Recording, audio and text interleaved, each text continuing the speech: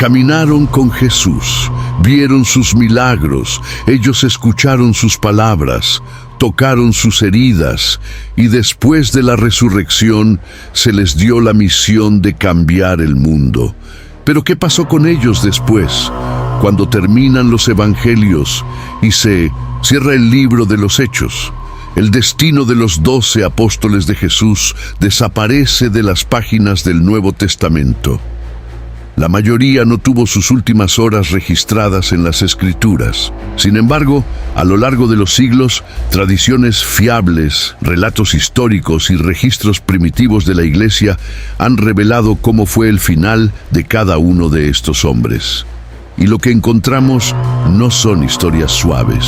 Son testimonios de dolor, coraje, sufrimiento y fe inquebrantable. No hay gloria humana en estos finales. Pero hay algo mucho más poderoso, la prueba de que la fe cristiana no se sostuvo con conquistas políticas ni riquezas, sino con derramamiento de sangre. ¿Alguna vez te has parado a pensar en cómo terminaron los días de Pedro? ¿Qué le pasó a Tomás, el incrédulo convertido en apóstol? ¿Realmente murió Juan de viejo? ¿Cuántos de los 12 fueron perseguidos? ¿Cuántos fueron martirizados? ¿Cuántos llegaron hasta el final sin negar el nombre de Jesús? En este vídeo aprenderás sobre cada una de estas historias. Viajemos a través de los registros de la historia cristiana, los padres de la Iglesia y las tradiciones más antiguas para descubrir cómo estos hombres terminaron sus viajes. Algunos murieron crucificados, otros fueron decapitados, algunos fueron apedreados, otros fueron desollados vivos. Todos, menos uno, se enfrentaron a la muerte como mártires. Pero ¿por qué esto importa? Porque el fin de los apóstoles es una prueba indiscutible de la verdad que anunciaban. Nadie muere por una mentira que sabe que es una mentira. Los hombres pueden incluso morir por algo en lo que creen sinceramente, incluso si están equivocados. Pero los apóstoles no se equivocaban. No han oído hablar de Jesús. Ellos vivían con Él. Lo vieron resucitado y eligieron morir por esa verdad. El destino de los 12 apóstoles nos obliga a plantearnos una pregunta seria. ¿Por qué alguien elegiría el sufrimiento en lugar de la negación? ¿Por qué hombres comunes, con familias, sueños y debilidades, se enfrentarían a la tortura y a la muerte si todo fuera una invención? La única respuesta posible es porque lo vieron con sus propios ojos, porque conocían al Cristo resucitado. En 1900, este vídeo comprenderás cómo termina la historia de quienes iniciaron la Iglesia. Conocerás los detalles de cada fallecimiento. Y sobre todo, os daréis cuenta de que el Evangelio que llegó a vosotros fue llevado por hombres que pagaron con su propia vida. Y eso lo cambia todo. No es solo una historia de dolor. Es una historia de fe, coraje y victoria. Porque los apóstoles murieron, pero el mensaje que anunciaron sigue vivo, y así como conoces el final de cada uno de ellos, tal vez tú también escuches un llamado. Porque el mismo evangelio que ellos predicaron sigue predicándose hoy. Y el mismo Cristo por quien murieron sigue llamando a la gente a seguirlo. La pregunta ahora es, ¿qué haremos con este legado? Pedro, el apóstol que murió cabeza abajo. Pocos nombres tienen tanto peso entre los seguidores de Cristo como el de Pedro. Impulsivo, valiente, imperfecto y transformado. Pedro era más que uno de los 12. Él fue el portavoz de los discípulos, la roca sobre la cual Cristo declaró que edificaría su iglesia. Pero también fue el hombre que negó a Jesús 3 veces. Y fue este mismo hombre quien, años después, elegiría morir por él. Simón, hijo de Jonás, era pescador. Jesús le puso por nombre Pedro, que significa roca. Y aunque al principio era inestable, su camino con Cristo lo transformó profundamente. Pedro vio la transfiguración, fue testigo de la resurrección de la hija de Jairo. Él caminó sobre el agua.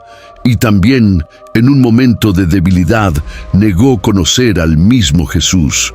pero después de la resurrección, Jesús lo restauró.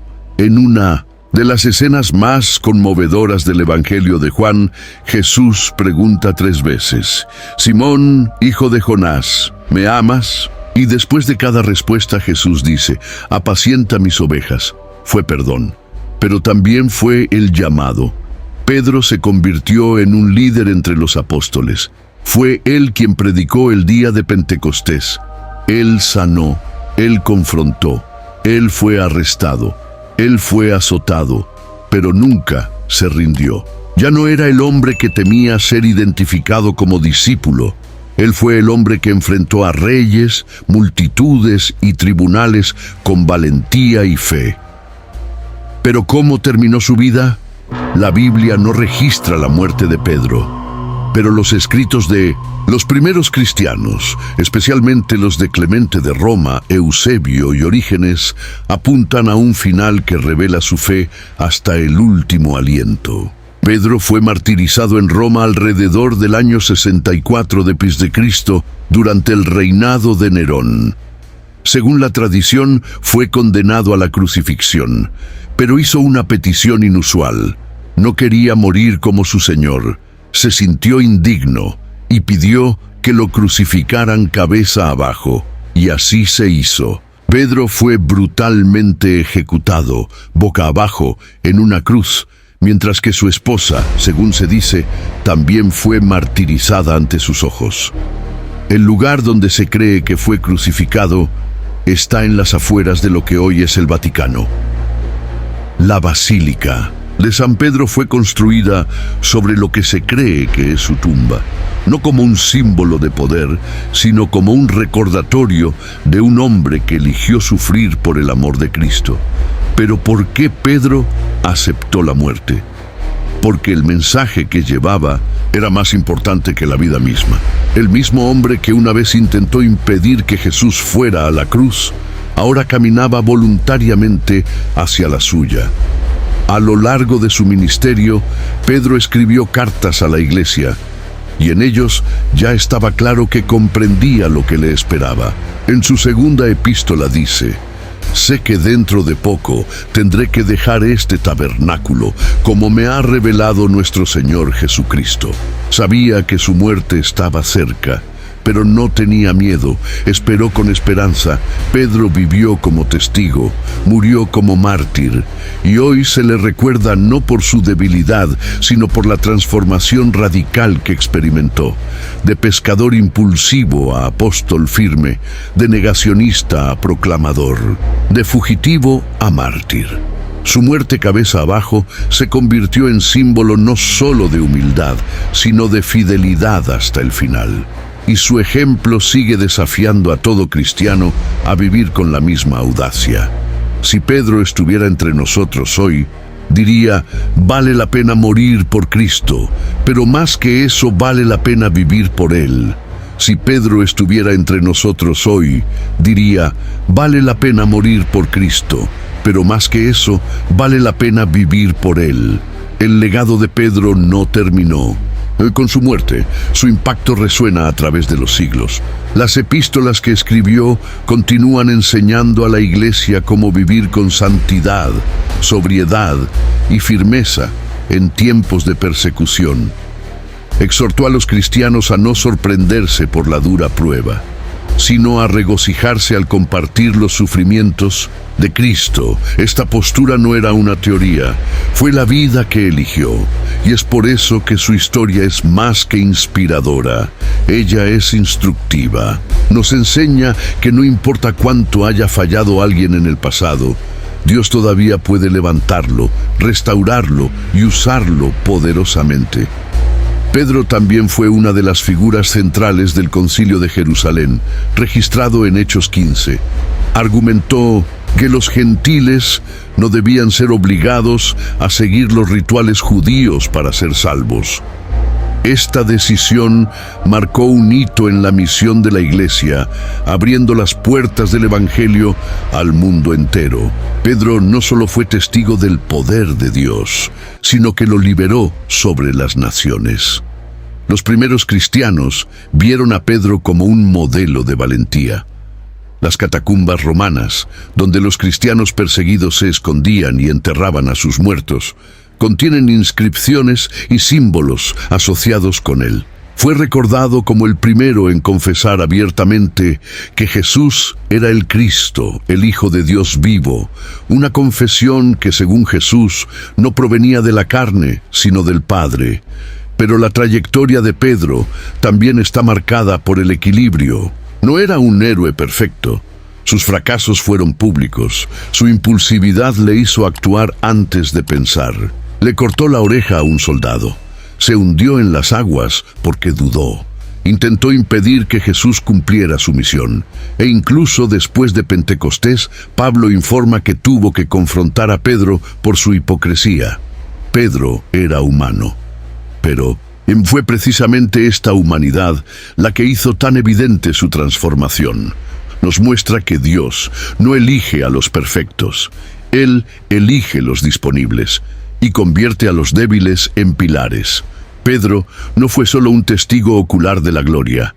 Él fue moldeado por ella. Por eso su vida y su muerte siguen siendo una de las declaraciones de fe más fuertes en la historia de la Iglesia. La tradición de la Iglesia Católica reconoce a Pedro como el primer obispo de Roma, el primer papa. Aunque existen debates teológicos sobre este título, lo cierto es que su liderazgo en la Iglesia primitiva fue fundamental. Fue respetado, consultado y seguido. Fue uno de los pilares de la naciente fe cristiana, y cuando le llegó la hora de morir, no buscó ni gloria, ni alivio, ni intercambio. Él solo buscó mantener su lealtad hasta el final. Fue crucificado cabeza abajo, no solo como signo de humildad, sino como sello de amor, amor por aquel que lo restauró, amor por aquel que dijo: apacienta mis ovejas. Pedro murió en Roma, pero su sangre sembró continentes, y hoy, más de 2000 años después, su nombre sigue siendo recordado no por la negación, sino por la redención, no por cobardía, sino por valentía, no por la duda, sino por la fe. Su final fue terrible a los ojos humanos, pero glorioso a los ojos del cielo, porque el hombre que muere por Cristo, en realidad, solo ha comenzado a vivir. Juan, el discípulo amado entre todos los apóstoles, Juan ocupa un lugar especial. Conocido como el discípulo amado, no solo caminó junto a Jesús, sino que apoyó su cabeza en el pecho del Maestro en la última cena. No solo fue testigo de milagros, sino que estuvo al pie de la cruz cuando todos los demás habían huido. Juan es un símbolo de amor, devoción y revelación, y su historia es única entre los 12. Juan era hijo de Zebedeo y hermano de Santiago. Juntos fueron llamados hijos del trueno por Jesús, por su intensidad y fervor. Al principio, John era impulsivo, ambicioso e incluso intolerante. Una vez sugirió que Jesús enviara fuego del cielo para destruir una aldea samaritana. Pero poco a poco, Juan fue transformado por el amor de Cristo, y ese amor moldeó su vida hasta el final. Juan fue testigo de los momentos más íntimos del ministerio de Jesús. Estuvo en la transfiguración, acompañó a Jesús en la resurrección de la hija de Jairo. Estuvo en Getsemaní. Él fue el único de los 12 que no abandonó al Maestro en la crucifixión. Y a él, Jesús le confió a su propia madre: ahí tienes a tu madre. Este gesto no fue solo una petición de cuidados, fue un honor supremo, y Juan lo aceptó. Después de la ascensión de Jesús, Juan se convirtió en uno de los líderes de la iglesia primitiva. Junto con Pedro, predicó con valentía, realizó milagros y afrontó la cárcel. Era una voz respetada, escuchada y reverenciada, pero a diferencia de casi todos los demás apóstoles, Juan no fue martirizado. Según la tradición de la Iglesia, Juan fue llevado a juicio durante el reinado del emperador Domiciano, a finales del siglo I. Fue arrestado y llevado a Roma, donde intentaron matarlo metiéndolo en un caldero de aceite hirviendo. Milagrosamente salió ileso. Como resultado, fue exiliado a la isla de Patmos. Fue en este lugar solitario, remoto y rocoso, donde Juan recibió la mayor de las revelaciones. En Patmos, Dios le mostró lo que sucedería en los últimos días. Allí nació el libro del Apocalipsis, la última y más enigmática obra del Nuevo Testamento. El que había escuchado el corazón de Jesús, ahora escuchaba la voz del cielo. Juan vio el trono de Dios, vio los cielos abiertos, vio los 7 sellos, las 7 trompetas y las 7 copas. Él vio al Cordero, vi al Anticristo, él vio la Nueva Jerusalén y escribió todo lo que vio. El discípulo amado se convirtió en el profeta del fin. Después de su estancia en Patmos, Juan fue liberado y regresó a la ciudad de Éfeso, donde vivió hasta una edad muy avanzada. Fue el único apóstol que murió por causas naturales, y sin embargo, su vida estuvo marcada por el sufrimiento, el exilio y la persecución. Murió como el último de los apóstoles, probablemente entre el 95 y el 100 después de Cristo, pero su influencia no murió con él. Juan escribió el 4º Evangelio, 3 cartas y el Apocalipsis. Su mensaje fue claro: Dios es amor, pero también es verdad, luz y juicio. Juan equilibró la gracia y la verdad, el amor y la justicia, la ternura y la autoridad. Los cristianos antiguos cuentan que, ya anciano y frágil, Juan era llevado a las reuniones de la iglesia, y su predicación se resumía en una frase repetida: «Hijitos, amaos los unos a los otros». Cuando le preguntaron por qué siempre decía eso, Juan respondió: «Porque este es el mandamiento del Señor, y si lo haces te basta». Juan nos enseña que el amor transforma, que el corazón más impetuoso pueda llegar a ser el más tierno, que no es necesario morir una muerte brutal para demostrar nuestra fe. A veces, vivir fielmente durante décadas es aún más difícil, y que aun cuando todo parezca perdido, Dios aún puede revelar su gloria. Santiago, el primero de los 12 en ser martirizado. Santiago, hijo de Zebedeo y hermano de Juan, fue uno de los primeros discípulos llamados por Jesús. Junto con Pedro y su hermano, formó el círculo más cercano del Maestro. Estuvo presente en momentos claves como la resurrección de la hija de Jairo, la transfiguración y la agonía en Getsemaní. Pero lo que hace a Santiago único entre los apóstoles es otra realidad. Fue el primero entre los 12 en derramar su sangre por Cristo. Tiago era pescador. Jesús lo encontró a orillas del mar de Galilea y lo llamó. Inmediatamente dejó todo y lo siguió. Junto con Juan recibió el apodo de Hijo del Trueno, en referencia a su temperamento fogoso y su ferviente celo. Él era atrevido.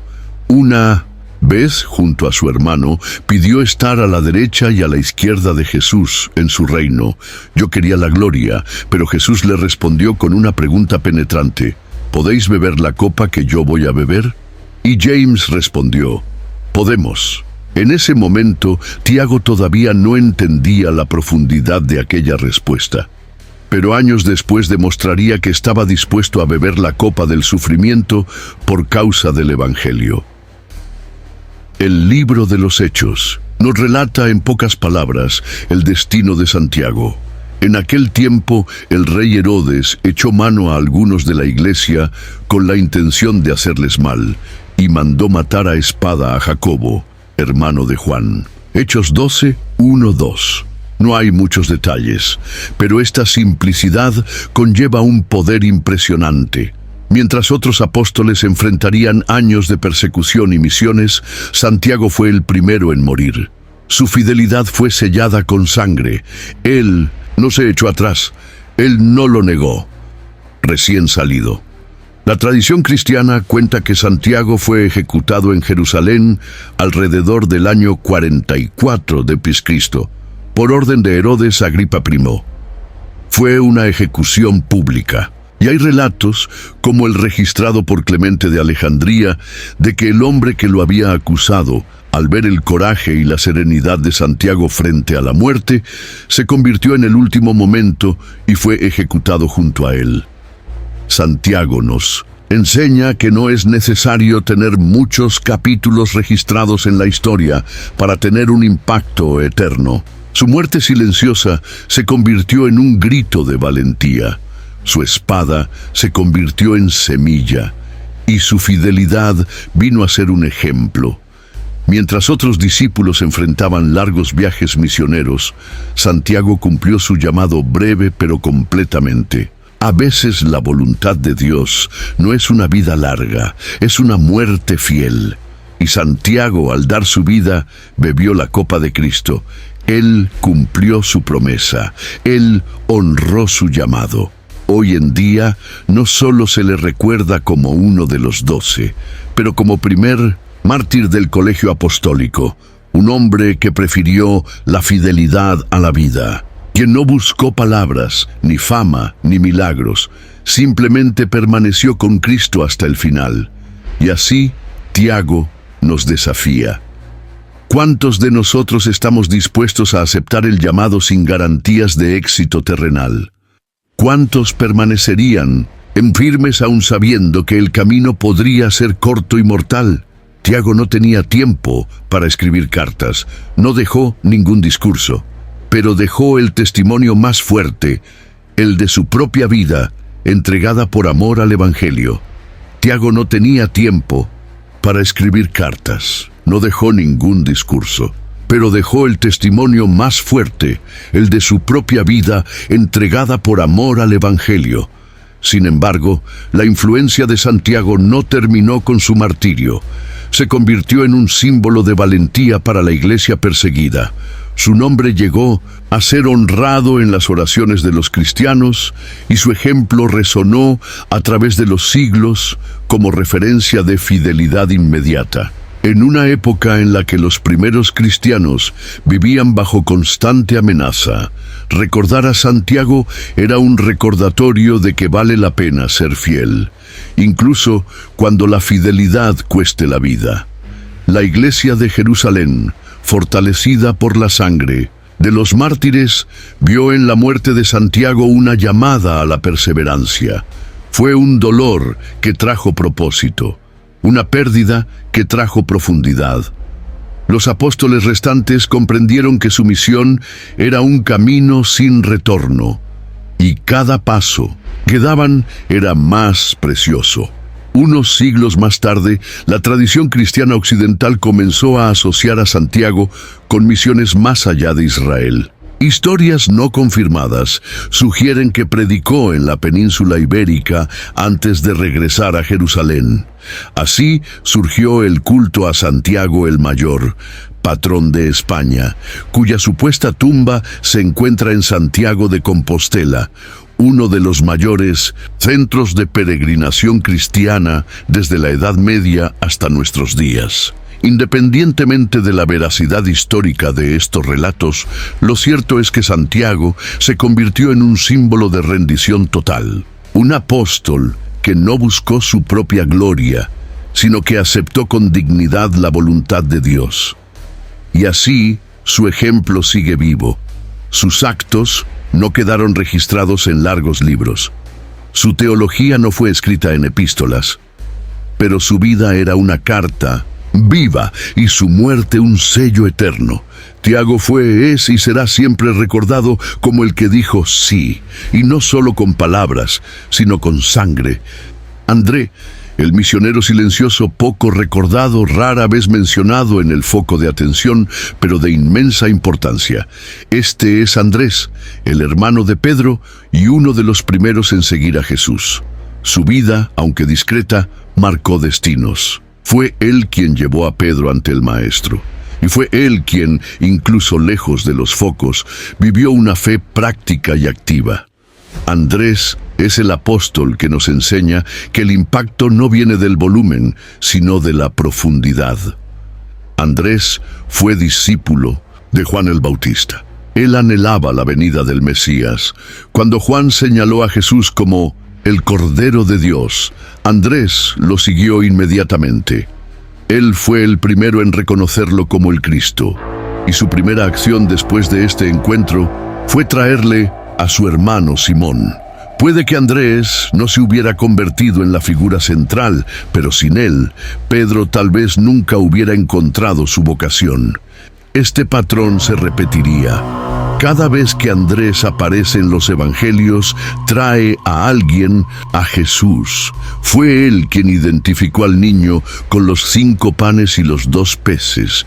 No sabía cómo sucedería la multiplicación, pero tuve suficiente fe para presentar lo que tenía. Esta era la esencia de Andrés, acercar a la gente a Cristo. Él no buscaba el primer puesto, no compitió por el reconocimiento, solo sirvió. Era un misionero en esencia, y aunque no formaba parte del círculo íntimo de Jesús, Pedro, Santiago y Juan, su lealtad nunca flaqueó. Siguió a Cristo hasta el final, y después de la resurrección, su misión apenas había comenzado. La tradición cristiana indica que Andrés llevó el Evangelio a regiones conocidas hoy como Grecia, Escocia, Asia Menor e incluso partes de Rusia. Predicó entre griegos, escitas y otros pueblos considerados lejanos o bárbaros. No se limitó a los grandes centros. Buscó rincones olvidados, los márgenes de la civilización. Y por eso, en muchos lugares de Europa, se le considera el padre espiritual de aquellas tierras. Su final fue tan fiel como su vida. Según relatos de la iglesia primitiva, Andrés fue encarcelado en Patras, Grecia, por predicar el Evangelio. Ante el gobernador local, fue condenado a muerte por crucifixión, pero no en una cruz cualquiera. Andrés habría pedido que le crucificaran en una cruz en forma de X, diferente a la de Jesús, pues no se consideraba digno de morir de la misma manera que su maestro. Esta cruz, en forma de X, pasó a ser conocida como la Cruz de San Andrés y se convirtió en un símbolo de humildad y coraje. Atado, no clavado, permaneció colgado 2 días, durante los cuales continuó predicando a los que se acercaban. Su voz se debilitó, pero su fe permaneció firme. Andrés murió como vivió, señalando a Cristo a otros. Incluso en su agonía, su preocupación no era su sufrimiento, sino las almas que lo rodeaban. No pronunció ningún discurso importante grabado, pero vivió una predicación continua a través de la acción silenciosa. Su nombre, curiosamente, significa hombre, o viril en griego, y honró ese nombre con valentía, lealtad y fe firme. Su vida nos muestra que el reino de Dios también lo construyen quienes trabajan detrás del escenario, fuera de las multitudes, pero en el centro de la voluntad de Dios. Hoy en día, Andrés es reconocido como el santo patrón de Escocia, Rusia y Grecia. Iglesias, ciudades e incluso banderas llevan su nombre o su cruz. Y su influencia sigue viva, incluso entre aquellos que quizá nunca hayan oído hablar mucho de él. Porque en el reino de Dios la grandeza no está en cuanto te ven, sino en cuanto señalas a Jesús. André no brilló para ti, él brilló para guiar a otros hacia la luz. Y por eso su vida sigue siendo uno de los más bellos testimonios silenciosos de la fe cristiana. André no brilló por sí mismo. Él brilló para guiar a otros hacia la luz, y por eso su vida sigue siendo uno de los más bellos testimonios silenciosos de la fe cristiana. Muchos historiadores y teólogos ven en André el prototipo del misionero discreto pero esencial.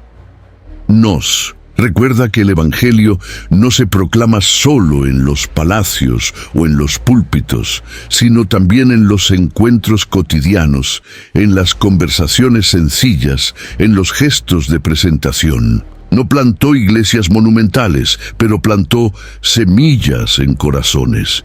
Y estas semillas, regadas por su fidelidad, florecieron a lo largo de las generaciones. Hasta el día de hoy, cuando vemos a un nuevo converso, alguien que ha sido guiado a Cristo por un amigo. Estamos viendo a Andrés en acción. Él es el ejemplo de quien sirve en silencio, que construye las bases para que otros se levanten, que trabaja no para ser recordado, sino para que Jesús sea conocido.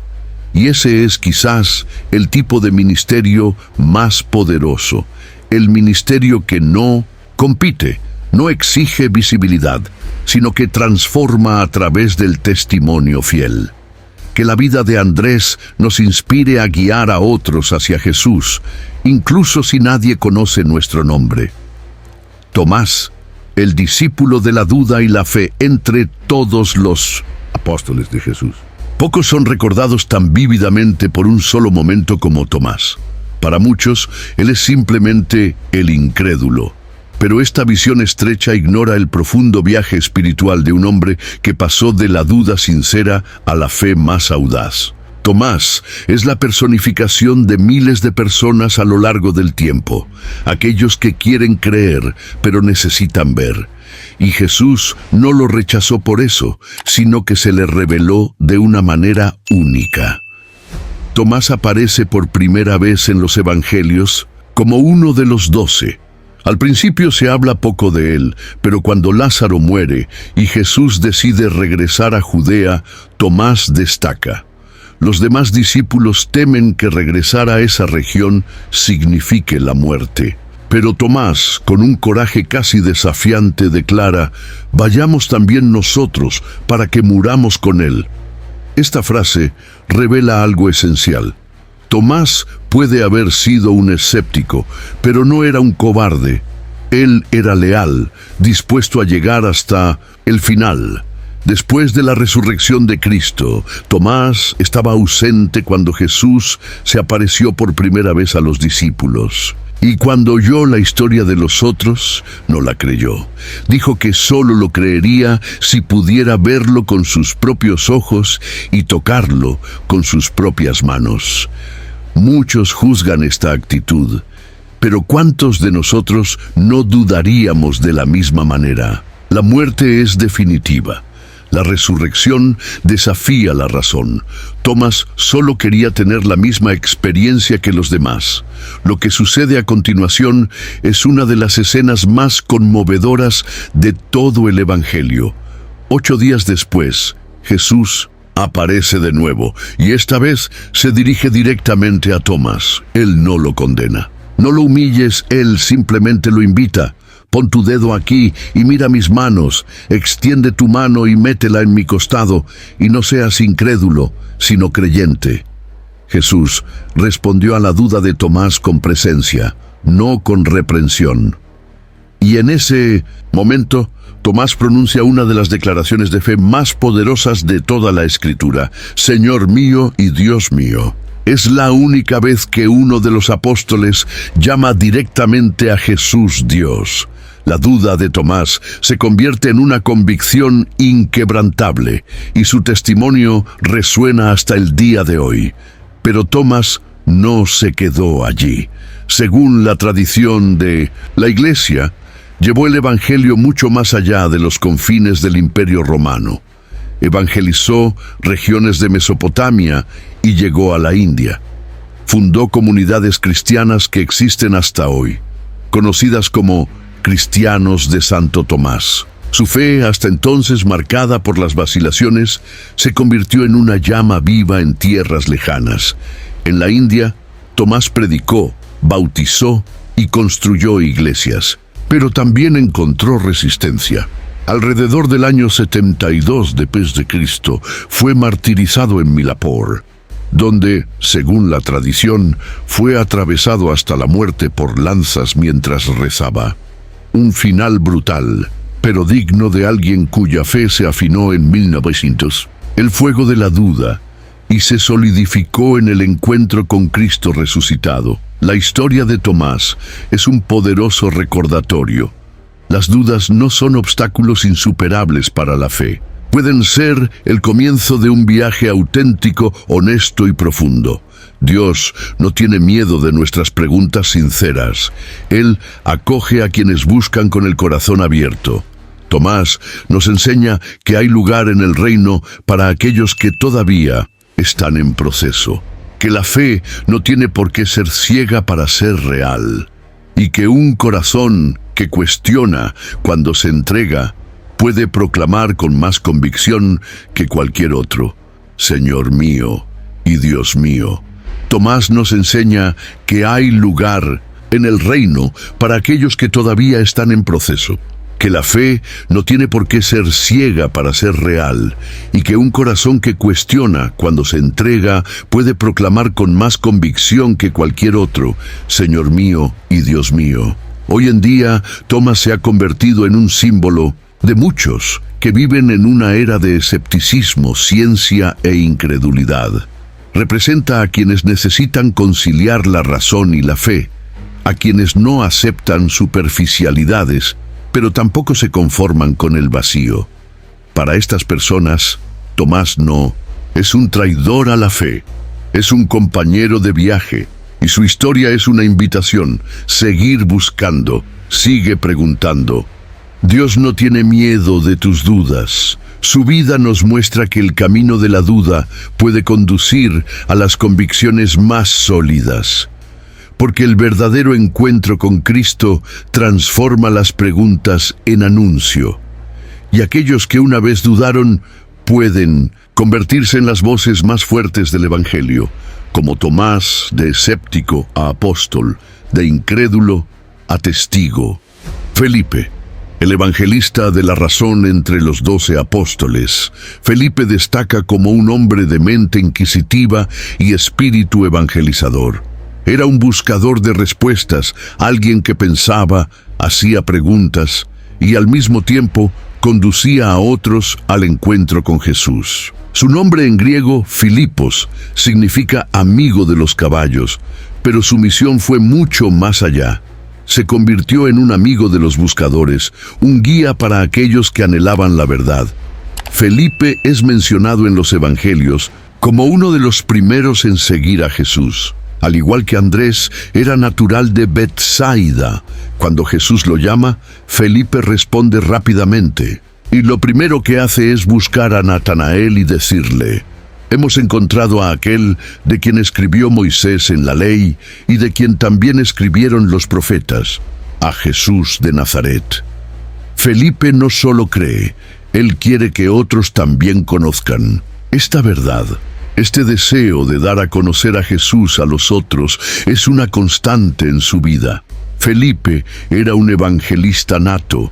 Cuando algunos griegos se acercaron a los discípulos y les dijeron: queremos ver a Jesús, ellos acudieron a Felipe. Esto revela algo fundamental sobre su carácter. Era accesible, confiable, alguien a quien podían acudir para obtener respuestas espirituales. Pero a Felipe también se le recuerda por sus preguntas. Cuando Jesús alimenta a los 5,000, es Felipe quien oye al maestro decir: ¿dónde compraremos pan para que coman estos? El texto dice que Jesús lo puso a prueba, porque sabía lo que iba a hacer. Y Felipe responde lógicamente: 200 denarios no bastarían. Piensa, en términos humanos, calcula, razona. Tu fe aún se está formando. Más tarde, durante la última cena, Felipe hace otra pregunta que resuena con fuerza: Señor, muéstranos al Padre y nos basta. Una súplica sincera. Y Jesús responde con una profunda revelación: tanto en tiempo llevo con vosotros y no me conoces, Felipe. El que me ha visto a mí, ha visto al Padre. Esta respuesta no es un reproche, sino una invitación. Un llamado a mirar más profundamente, a darnos cuenta de que la presencia de Dios estuvo allí todo el tiempo. Después de la resurrección de Jesús, Felipe desaparece de los evangelios, pero resurge en las tradiciones de la iglesia primitiva. Según relatos históricos y escritos de los primeros cristianos, Felipe predicó en regiones como Frigia, Siria y Asia Menor. Llevó el evangelio a lugares donde el pensamiento griego era dominante, donde la gente valoraba la lógica, la filosofía y el conocimiento. Y allí, el discípulo de las preguntas se convirtió en el apóstol de las respuestas. La tradición sostiene que Felipe fue martirizado en Hierápolis, en la actual Turquía. Se decía que fue crucificado cabeza abajo como señal de humildad y reverencia. Otros relatos dicen que también curó a la esposa de un gobernador local, lo que condujo a su arresto y posterior ejecución. Pero incluso frente a la muerte, Felipe se mantuvo firme y fiel hasta el final.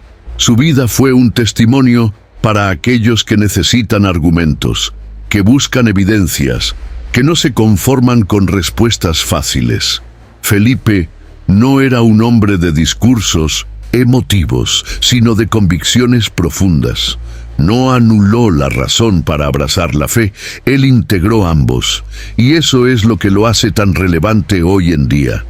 Vivimos en un mundo que cuestiona, un mundo que necesita ver significado, lógica, integridad. Y Felipe nos muestra que el Evangelio puede realmente responder a las preguntas más difíciles y que quienes buscan sinceramente siempre encontrarán la verdad. Su legado es claro: evangelizar con la mente y el corazón, mostrar al Padre a través del Hijo. Y nunca subestimes el poder de una pregunta honesta, porque a veces es lo que conduce a la revelación más profunda. Su legado es claro: evangelizar con la mente y el corazón, mostrar al Padre a través del Hijo. Y nunca subestimes el poder de una pregunta honesta, porque a veces es lo que conduce a la revelación más profunda. Y hasta el día de hoy, Felipe sigue siendo un poderoso ejemplo de que la fe cristiana no es contraria al pensamiento racional, sino que lo complementa. Nos muestra que no tenemos que elegir entre la razón y la revelación. Podemos creer con nuestro corazón y entender con nuestra mente, y con ello comunicar la fe a un mundo cada vez más sediento de sentido y de verdad. Felipe nos recuerda que incluso aquellos que viven de preguntas pueden ser los mensajeros más fieles de la respuesta definitiva: Jesucristo. Bartolomé, el apóstol olvidado. Si le preguntas a muchos cristianos sobre Bartolomé, probablemente oirás silencio. Es uno de los apóstoles más enigmáticos y menos mencionados en los evangelios. No hay palabras registradas de él. No se realizaron milagros ni ocurrieron grandes escenas, y sin embargo fue elegido personalmente por Jesús. Esto nos dice algo importante. En el reino de Dios no es la visibilidad lo que define el valor, sino la fidelidad. Muchos eruditos también identifican a Bartolomé como Natanael, mencionado en el Evangelio de Juan. Felipe se lo presenta a Jesús, diciendo: hemos encontrado a aquel de quien escribió Moisés en la ley, Jesús de Nazaret. Es conocida la respuesta de Natanael: ¿de Nazaret puede salir algo bueno? Una pregunta cargada de escepticismo, pero también de autenticidad. Lo que sucede a continuación es revelador. Jesús ve a Natanael y dice: he aquí un verdadero israelita, en quien no hay engaño, un cumplido directo a tu integridad. Natanael se sorprende: ¿de dónde me conoces? Y Jesús le responde: antes que Felipe te llamara, te vi debajo de la higuera. Eso es suficiente. Natanael declara: Rabí, tú eres el Hijo de Dios, tú eres el Rey de Israel.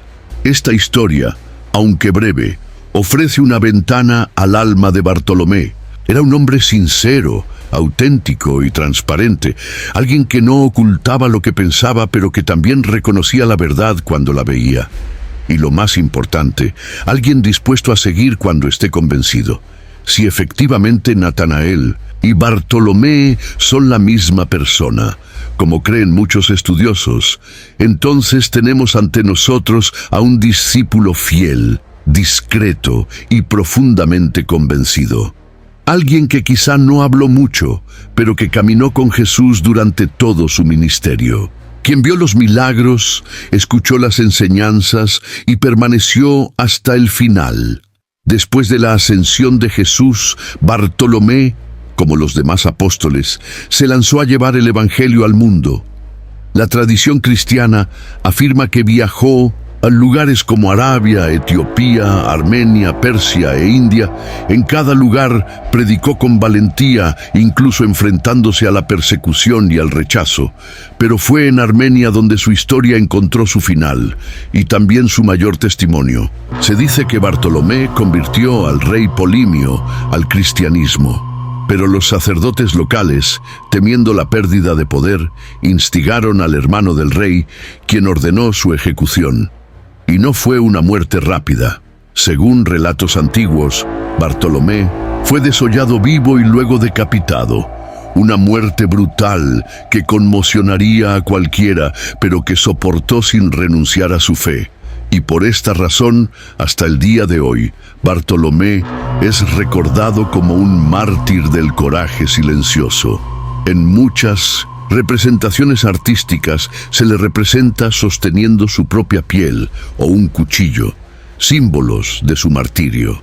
Pero más que estos íconos visuales, su verdadero legado es su perseverancia, la fe que no depende de la fama, obediencia que no necesita etapa. La vida de Bartolomé nos plantea una pregunta incómoda. ¿Estamos dispuestos a seguir a Cristo, incluso si nadie nos ve, aunque nuestro nombre nunca esté en el foco de atención, aunque nuestro viaje esté marcado por el anonimato? Porque eso fue lo que hizo. Bartolomé vivió lejos del registro histórico, pero cerca del corazón de Dios. Y eso es suficiente. Hoy en día es venerado en varias tradiciones cristianas. Santo patrón de Armenia, símbolo de la resistencia silenciosa, inspiración para quienes sirven lejos de las cámaras. Su historia, olvidada por muchos, es un tesoro para quienes entienden que el reino crece tanto con grandes oradores como con intercesores ocultos. Bartolomé nos recuerda que no necesitamos ser conocidos para ser usados por Dios. Solo tenemos que ser fieles, porque al final el cielo sabe cada nombre que ha sido dado sinceramente y cada discípulo que recorrió todo el camino. Bartolomé nos recuerda que no necesitamos ser conocidos para ser usados por Dios. Solo tenemos que ser fieles. Porque al final el cielo sabe cada nombre que ha sido dado sinceramente y cada discípulo que recorrió todo el camino. Su vida es también una respuesta para todos los que creen que solo quienes se destacan hacen la diferencia. En el reino, el valor no se mide por gustos, vistas o fama, se mide por la obediencia, por persistencia, por la fidelidad en las sombras. Y eso es exactamente lo que hizo Bartolomé. Sirvió sin necesidad de ser celebrado, permaneció firme incluso sin reconocimiento, terrenal, porque sabía que su tesoro estaba en otra parte. Bartolomé fue un apóstol del silencio, pero su testimonio todavía habla fuerte. Matthew, el coleccionista transformado Mateo, era todo lo que un judío religioso despreciaba. Era un publicano, un recaudador de impuestos al servicio del Imperio Romano. En aquella época, los recaudadores de impuestos eran considerados traidores al pueblo. Explotaron a sus propios hermanos en favor de una nación opresora. Además, eran conocidos por enriquecerse mediante la corrupción y la codicia. Por lo tanto, fueron excluidos de las sinagogas, rechazados por la sociedad y etiquetados como pecadores públicos. Este fue el hombre que Jesús vio y llamó. El llamado de Mateo está registrado de manera sencilla pero profunda. Al pasar, Jesús vio a un hombre llamado Mateo sentado al banco de los impuestos y le dijo: «Sígueme», y se levantó y lo siguió. En una frase, el evangelista resume una transformación radical. No discute, no duda, no negocia, simplemente levántate y vete. Algo en esa llamada lo conmovió profundamente. Lo más impresionante es lo que sucede a continuación.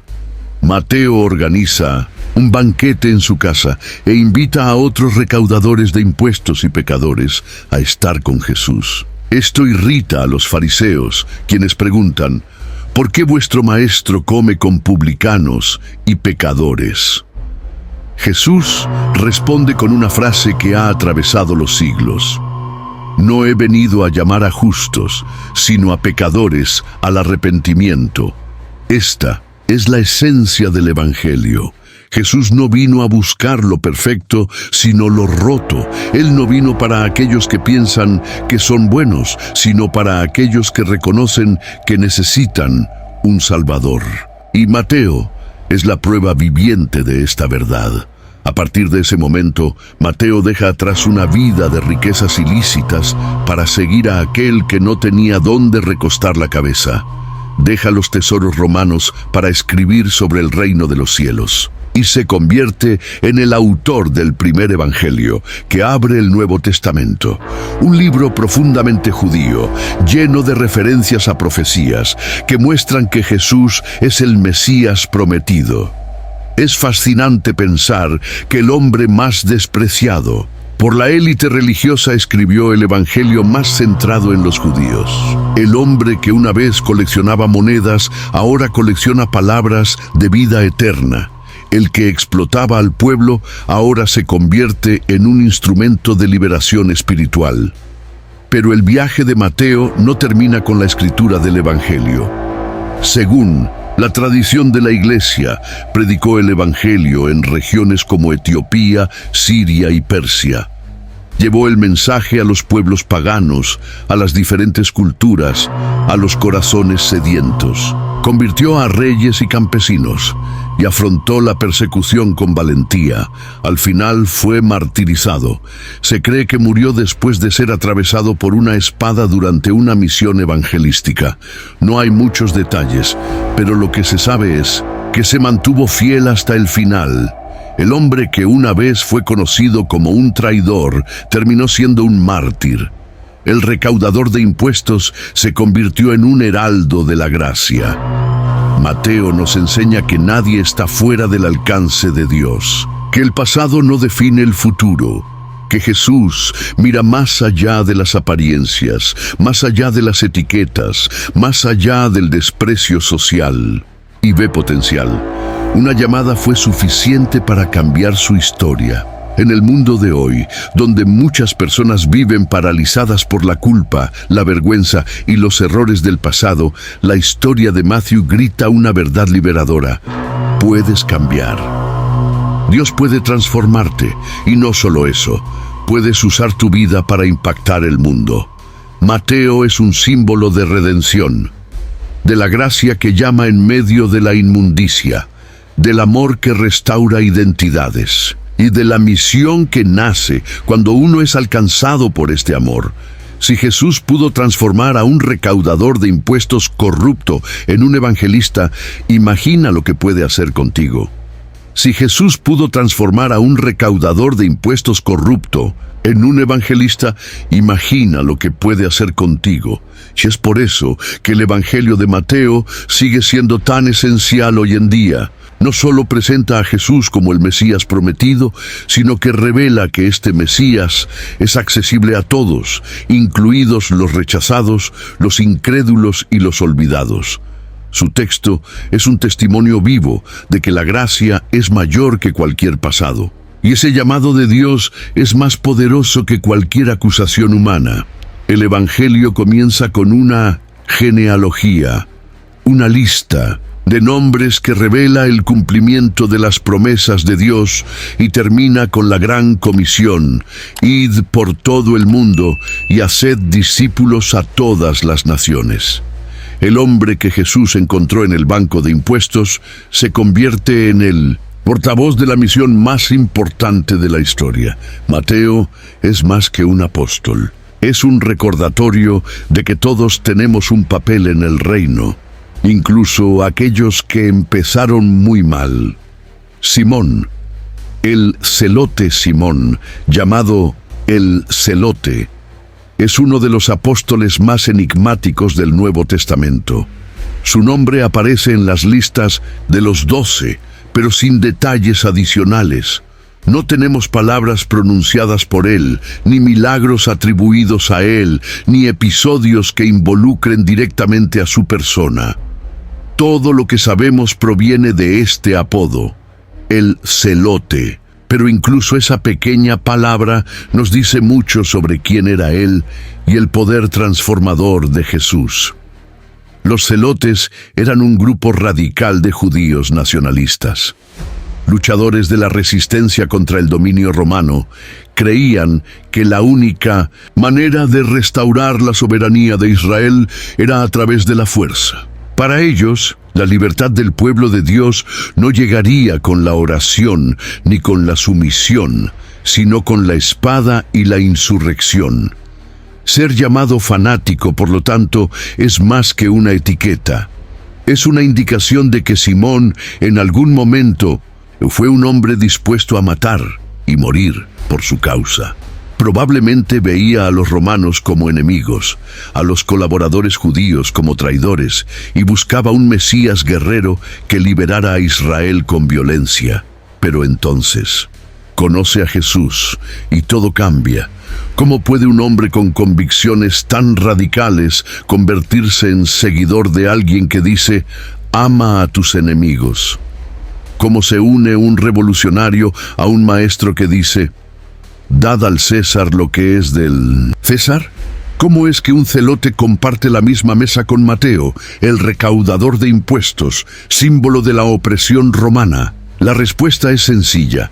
Jesús no solo cambia las mentes, Él cambia corazones.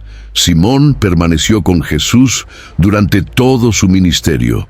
Caminó, escuchó, aprendió.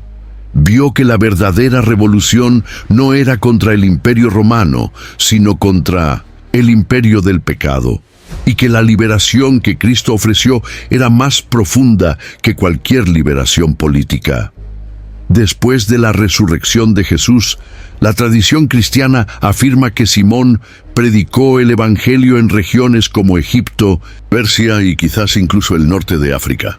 Algunos relatos lo sitúan evangelizando junto a otro apóstol olvidado, Judas Tadeo. Y como muchos de sus hermanos en la fe, Simón enfrentó la persecución y el martirio. Los relatos varían.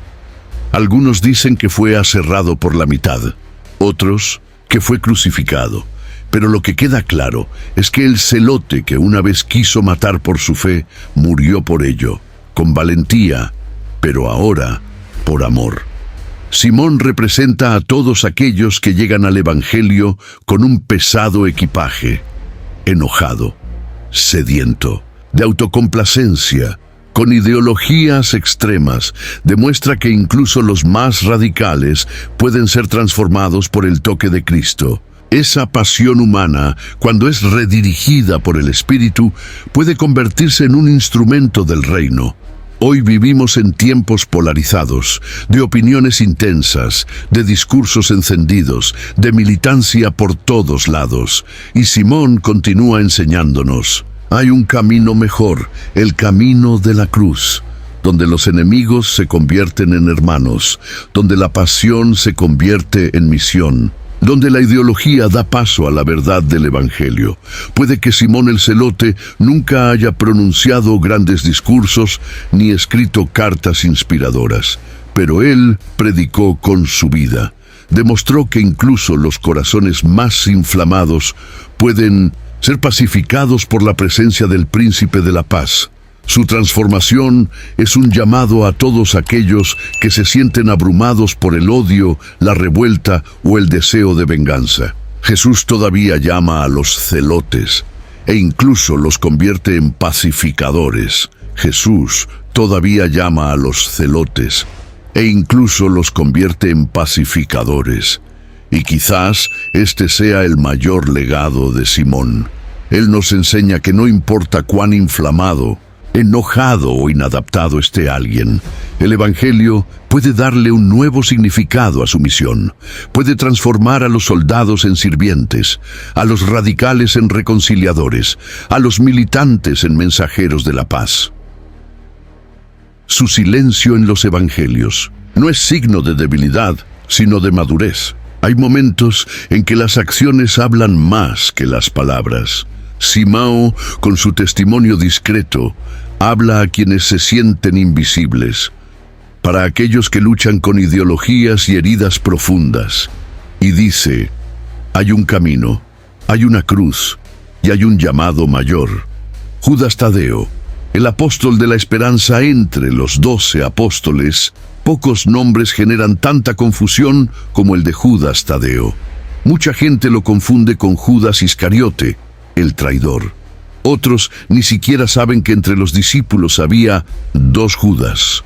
Pero Judas Tadeo era un hombre completamente diferente, un apóstol fiel y valiente que, siglos más tarde, sería conocido como el santo de las causas imposibles. En los evangelios también se le llama Judas de Santiago. Su nombre completo, Judas Tadeo, tiene un significado. Tadeu puede significar corazón valiente o amable, y quizás eso revele mucho sobre su carácter. Alguien firme, pero compasivo. Discreto, pero decisivo. El único discurso registrado de Judas Tadeo aparece en el Evangelio de Juan.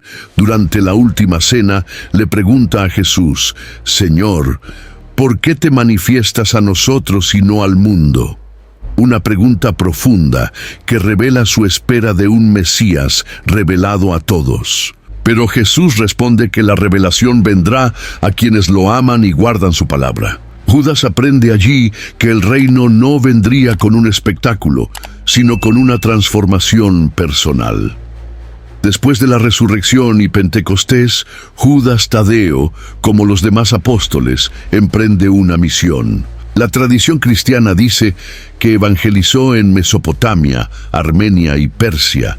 En algunas misiones viajó con Simón el Celote. Juntos predicaron en regiones difíciles, se enfrentaron a religiones antiguas y culturas resistentes. Se le recuerda por convertir reyes, sanar a los enfermos y enfrentarse a los ídolos. Pero como tantos otros, su fin fue el martirio. Se dice que fue golpeado hasta la muerte con un garrote o un hacha después de negarse a adorar a dioses paganos. Su valentía y fe hasta el final lo convirtieron en un símbolo no solo de fidelidad, sino de esperanza en medio de la imposibilidad. Con el paso de los siglos, su fama creció entre los cristianos, pero no realizando grandes milagros ni dirigiendo multitudes. Judas Tadeo llegó a ser conocido como un intercesor, el apóstol de las causas desesperadas, aquel a quien recurren los fieles cuando todo parece perdido. ¿Pero por qué él? Quizás porque lo confundieron con el traidor, porque durante mucho tiempo su nombre fue evitado, y cuando lo recordaba, lo hacía con sospecha. Y es precisamente por eso que se convirtió en un símbolo de los olvidados, los excluidos, aquellos con nombres manchados, aquellos que viven al borde. Judas Tadeo es para aquellos que oran y no son escuchados, para aquellos que tienen fe pero enfrentan el silencio, para aquellos que insisten, incluso cuando todos los demás se han dado por vencidos. Representa la fe persistente, la confianza que resiste la prueba del tiempo, esperanza que renace en las ruinas. Su carta, incluida en el Nuevo Testamento, es breve, solo un capítulo, pero poderoso.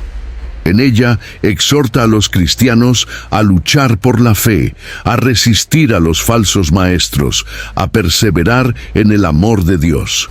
Y termina con una de las doxologías más hermosas de la Biblia: y a aquel que es poderoso para guardaros sin caída, sea la gloria, la majestad, el imperio y el poder. Puede que Judas Tadeo haya sido olvidado por los hombres, pero no fue olvidado por Dios.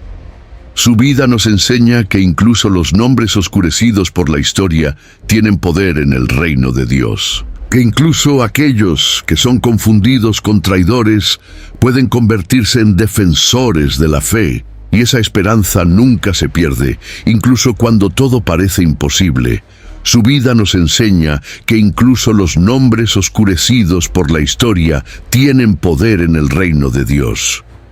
Que incluso aquellos que son confundidos con traidores pueden convertirse en defensores de la fe, y esa esperanza nunca se pierde, incluso cuando todo parece imposible. Esta es la belleza del Evangelio. Levanta a los olvidados. Él da propósito a aquellos que han sido descartados. Judas Tadeo, una vez asociado erróneamente con la traición, se ha convertido en sinónimo de fe inquebrantable, esperanza viva e intercesión poderosa. Tu ejemplo habla a corazones que han sido etiquetados injustamente. Para aquellos que llevan nombres asociados a errores que no cometieron, y te recuerda, lo que Dios dice de ti es más importante que cualquier etiqueta humana. Y si Él, un apóstol casi invisible en la narración del Evangelio, pudo convertirse en símbolo de causas imposibles, entonces cualquiera que escuche ese llamado puede ser un canal de milagros. Porque en el reino de Dios, hasta los más olvidados pueden ser instrumento de gloria.